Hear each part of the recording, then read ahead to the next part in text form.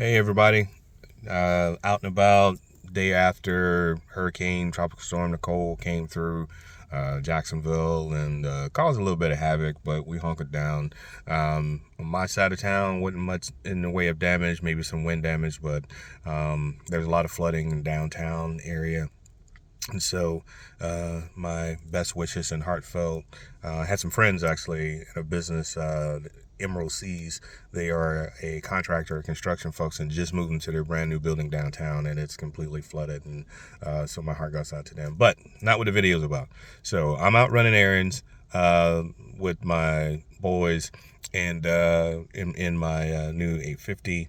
And I noticed an ergonomic piece that really I hadn't seen in any of the videos, any of the how-tos or hidden feature videos or whatever, and it's basically flown under the radar, but it's a big feature. So let me flip over and let me show you what I mean. So BMW, like a lot of car manufacturers now, they have a 10-inch screen here, and this is a touch screen, which in the past they haven't had.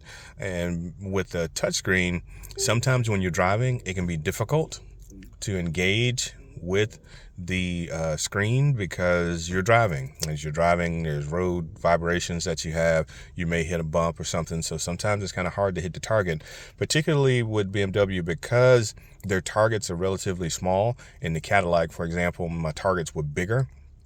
But because these targets are basically fingertip size, it can be, you have to be more accurate, if you will, when you're driving and just kind of reach over and press that target. But I noticed while I was driving the other day that, one difference in this particular screen, and I'm not sure if it's across the board with all BMWs of certain of the same 2019 year, but most BMWs, because we have a few at the house, the screen, and even in others that have touch screens or not, the screen is flush with the center stack. So the center stack goes straight up and is flush, whereas this one is recessed. And because it's recessed, there's actually this little piece of ergonomics here, or at least it appears to be, where there's a ledge that you can see right here that you can rest your fingers on. So what that does is by putting your fingers here, it helps you to steady your hand when you are engaging with the touchscreen. I just thought it was clever, and I just wanted to share that I haven't seen that in any of the videos, but I noticed it the other day that while I was driving, my fingers naturally just gravitated here while I was trying to touch the screen. And once I did that, I said, that is an interesting piece of ergonomics they threw in there.